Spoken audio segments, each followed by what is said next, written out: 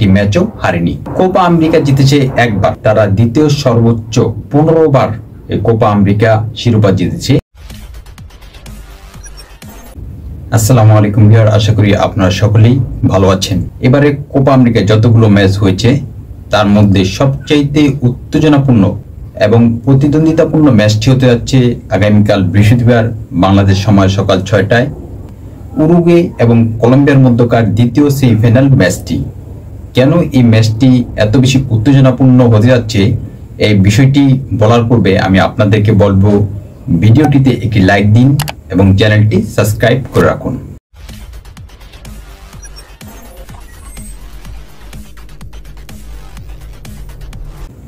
FIFA র্যাঙ্কে বর্তমানে Colombia আছে 12তম স্থানে আর উরুগুয়ে আছে 14তম স্থানে।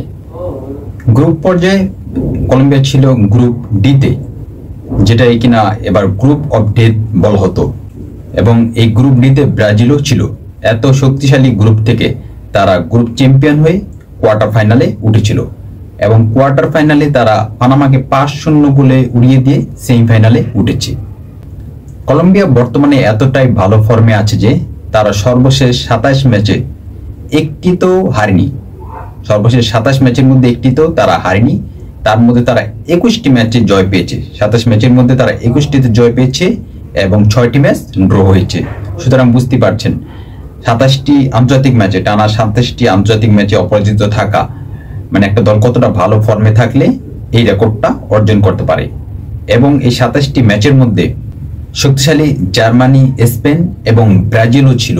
এই শক্তিশালী জার্মানি, স্পেন এবং ব্রাজিলকেও তারা হারিয়েছে। এমন না যে এই 27টি ম্যাচের মধ্যে বেশিরভাগ ম্যাচই ছিল দুর্বল দল, দুর্বল প্রতিপক্ষকে তারা হারিয়েছে। তারা স্পেন, জার্মানি এবং ব্রাজিলের মতো শক্তিশালী দলকে হারিয়েছে। বর্তমান এই দলটির কোচের দায়িত্বে আছে নেস্টর লরেঞ্জো, যিনি একজন আর্জেন্টাইন। প্রায় 2 বছর যাবত এই দলটির কোচের দায়িত্বে আছে এবং এই 2 বছরের মধ্যে সে পুরো কলম্বিয়ার চেহারাকেই বদলে দিয়েছে।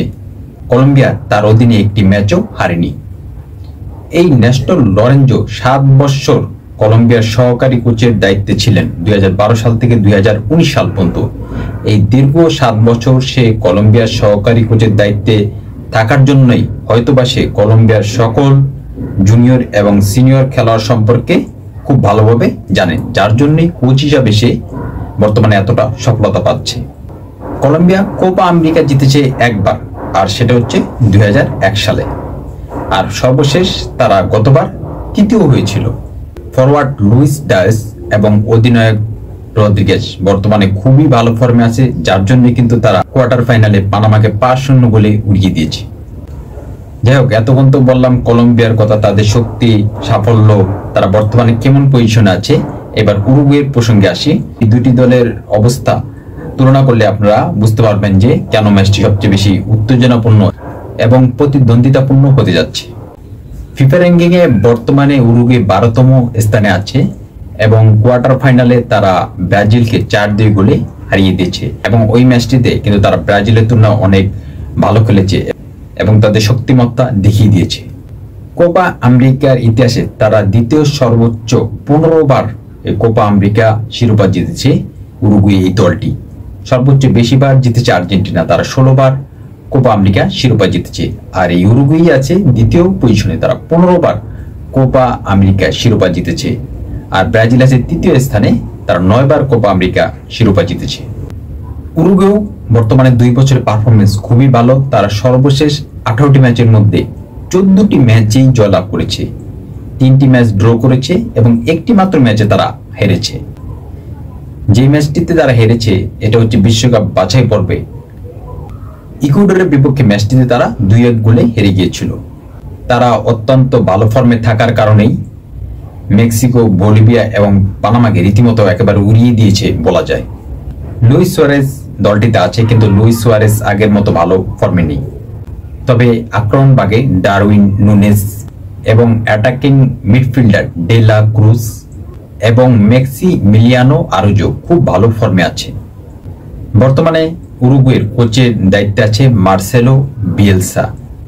এই মার্সেলো বিয়েলসাও কিন্তু একজন আর্জেন্টাইন। এখানে মজার ব্যাপার হচ্ছে এই দুই দলের কোচই কিন্তু আর্জেন্টাইন। উরুগুয়ের কোচ মার্সেলো বিয়েলসা এবং কলম্বিয়ার কোচ নেস্টর লরেঞ্জো।